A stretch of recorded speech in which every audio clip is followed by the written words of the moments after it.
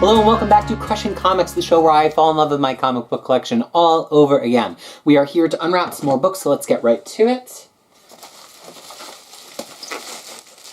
Alright, you know it's funny, I have all these little intros that I'm talking about, and I don't keep track of what I'm talking about in any way, and so I have no idea if I've like repeated myself, or really I have no idea what I'm saying half of the time.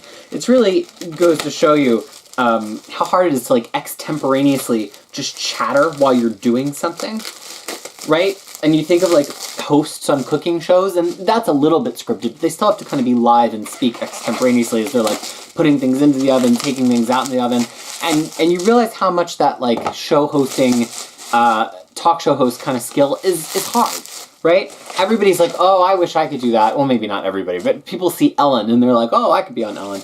It is not easy to like be idly doing something with one part of your body and just be chatting with the other part of your body. Let's see what we've got today. Ooh, okay. Here's something I have some strong opinions on. So this is Grant Morrison's New X-Men 1 through 3. These are the original oversized hardcovers. Of course, this has been issued in omnibus several times over since then. But I got these at the time that the first omnibus, which was glued, so I wasn't really interested in it, was out of print, and it was really going for a pretty penny, and I decided that I would rather have the series in oversized hardcover. So, wow, where to begin? There's the context of the comic books, and then there's also the context of me as the reader. So I'll start with the comics. We're in 2001. Marvel's X-Men had debuted on the screen via Fox, and were a moderate hit, and everybody had seen this black, leather-clad version of Cyclops, Jean Grey, Wolverine, and Storm. And Marvel Comics wasn't doing a tremendous job at business at that particular time, and the X-Men franchise especially was floundering. Even if you go back and read it now in the most charitable fashion, you're not really going to find a whole lot of terrific stories in Uncanny X-Men and X-Men Volume 2, otherwise known as Adjectiveless X-Men. So Marvel got with Grant Morrison, who was coming off of, among other things, a pretty well-regarded run on Justice League America, or at the time it was just JLA, no words, and they prevailed upon him to come to Marvel and write X-Men as a flagship book. So he took over the Adjectiveless title and rechristened it New X-Men with issue 114, and he fields the team of Beast, Jean Grey, Cyclops, Wolverine, Professor X, and then interestingly, Emma Frost shortly after the beginning, although she had never really officially been an X-Men before. I mean, she had been the headmistress in Generation X, but she was not like an X-Men who suited up and did X-Men stuff, I don't think, at any point prior to this. My memory could always be wrong, you never know, but usually I'll put a little subtitle if I'm wrong. So this run starts out with an amazing bang, and it has to do with somewhat editorially mandated and somewhat Morrison just being Morrison and slimming down the world of mutants. In the stories that had come just before this, the world of mutants populations had exploded. Magneto had taken over Genosha as his own sovereign country and turned it from a place where mutants were discriminated against to somewhere where they could all come to and be safe, and it had a population of millions. This was a really interesting story conceit, but it was taking away the hated and feared cachet that mutants have, and so Morrison quickly disassembles it in really just a shocking first couple of issues that I do greatly, greatly enjoy. And in the process introduces Emma Frost into the mix of X-Men, but then Morrison's always doing some kind of crazy, out there other thing. And in this case, he starts bringing in some concepts like Professor Xavier's kind of lost psychic twin from the womb. I'm sure I'm not explaining it any more clearly than he does, and also secondary mutations, which helps explain how Emma Frost winds up around and is the origin of her diamond powers. And, you know, it starts out pretty interesting. Morrison's always got a little bit of kind of quick talk gobbledygook to him, but I liked it to start. But I there's something about this run that after a while, to me, doesn't really feel X-Men-y. It just feels like Morrison seeing how far he can push the franchise into his, like, Morrison directions. I don't know how else to really explain it, so now we're transitioning into my interaction with the book. This was the point that we had just moved into the first house that we had purchased, and I had a room that I could have bookshelves in, and I just had, really, my original comic collection, which was, like, in 4 or 5 long boxes, and then my little set of Astonishing X-Men and my little set of Planetary, and that was really it. And so I knew this came directly before Astonishing X-Men. It's really absolutely the story that comes directly before Whedon's run.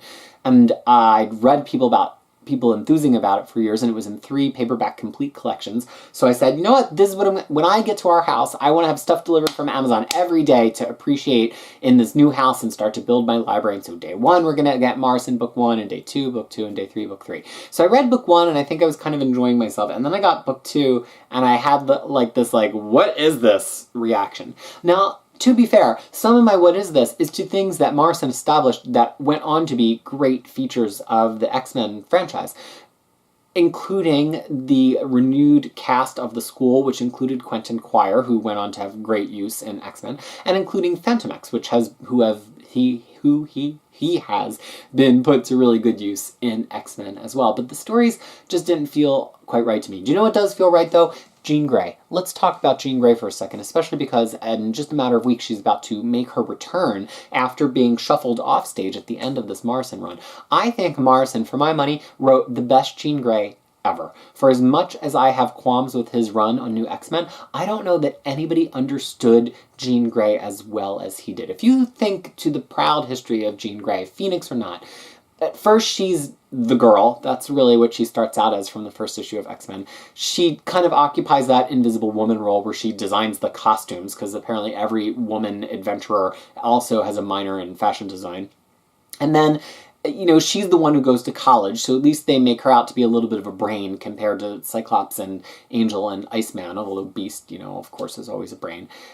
But there's really nothing to her. And so then you look into the Phoenix era, and what they really make out of Jean is her self-sacrifice, but also, in a way, her innocence, because Claremont definitely starts to go farther towards Dark Phoenix as Jean ostensibly loses her virginity to Scott and then gets involved with a man who winds up being Mastermind. So there's this kind of like innocence and seduction vibe. And then when Jean comes back in X Factor, it's having replaced Madeline Pryor, who in the time that Jean was away, at that point, had a child with Cyclops, and we kind of just plugged Jean into this, like, mothery, nurtury role that I don't know ever really truly belonged to her, but that was just where she wound up by default.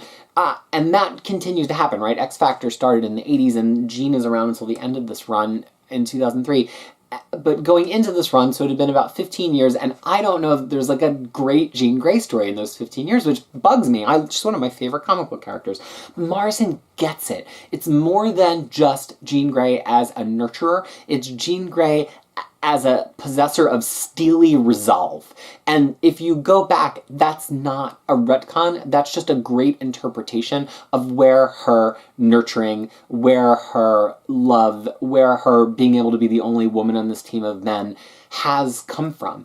And if you read the Jean Grey here, where she's kind of the effective headmistress of the school as Xavier is going through his own distractions, it totally reads, and it's the best Jean, and it's really the Jean I enjoy the most. Plus, it's also the fracturing of her relationship with Cyclops, as Cyclops starts to have a psychic affair with Emma Frost, and you would think that Jean would be all, to borrow a term, hellfire about that, but she's not as much as you think, and you get a really interesting interaction between Jean and Emma, unlike any interaction that Jean has really had in the past either. So I think if you're a fan of Jean Grey and you've been like eagerly awaiting Phoenix to come back and you've never read a New X-Men, I would suggest it for that reason. I think if you really love Cyclops and Emma, some people think that you should start with New X-Men, but I don't really agree. I think that that is really mostly developed by Whedon in Astonishing X-Men. I think it's just seeded in New X-Men, and Morrison never really gets to the meat of it. He also, does some stuff with Beast, whatever. He, writes Wolverine as an interesting Wolverine, but by the end, I'm just weary of the Morrison high sci-fi nonsense. And he ends with this totally impenetrable arc about the future and a phoenix egg, which, you know, there are X-Men fans who love that stuff, but as we've heard from me in the past, I just do not dig the whole, like, look into the future, alternate timelines aspect of X-Men. I just want mutants being mutants. So that's not my favorite either. So there's this debate of, like, is this the greatest X-Men run of all time? Where I weigh in is clearly probably not. But the thing that I have to say for it is, you know, it does start the modern era of X-Men. Because off of the back of this Morrison run comes the explosion of reinvention that starts in 2004 with Joss Whedon being on Astonishing X-Men, and then cycles into House of M, which further accomplishes Morrison's mission of creating an extinction event for mutants and lessens them even more. Of course, that was clearly an editorial direction at that point. And I don't think any of those things could have happened without the bedrock that he installed here. Clearly, the X-Men franchise needed a little bit of a kick in the pants. It needed a little bit of a soft reboot to reorient us to the values and the stories in it. And even if I don't love the stories, I can acknowledge that it needed to happen and it was important to happen. So, should you read this run? Again, fans of Jean Grey, yes.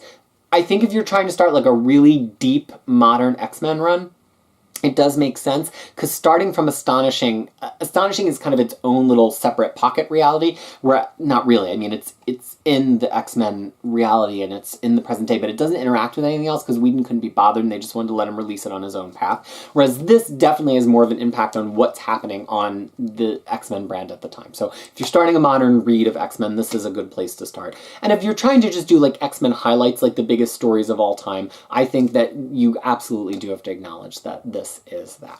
So I like it enough that I went and tracked down these oversized hardcovers rather than having the omnibus, which I just think is a little bit too big and unwieldy. And I still have them in my collection. I think they actually, a lot of the art looks great in oversized hardcover, although they're, a lot of the art is by Frank Quietly, who people like or don't like, but some of the art is by a gentleman whose name is Igor Cordley, who's been good in the past. He was actually pretty strong on some cable, but at points this was coming out really quickly, and I'm not going to pick a specific page because I don't want to pick and have it not be him and be wrong, but a lot of people don't really like Corgi's art, and that's, or Corgi's art, and that's their beef with this series of hardcovers. So, ceremonial shelving for New X-Men Volumes 1 through 3. I don't really have a perfect home for these right now because I haven't really shelved a lot of modern X-Men, so we'll just put them somewhere and we'll figure it out. Thanks so much for joining me for another episode of Crushing Comics, where I got to actually open some X-Men, my favorite. Tune in again for my next unwrapping. I did a tally just before this episode, and we have several dozen left to unwrap. So tune in again, and thank you so much for watching.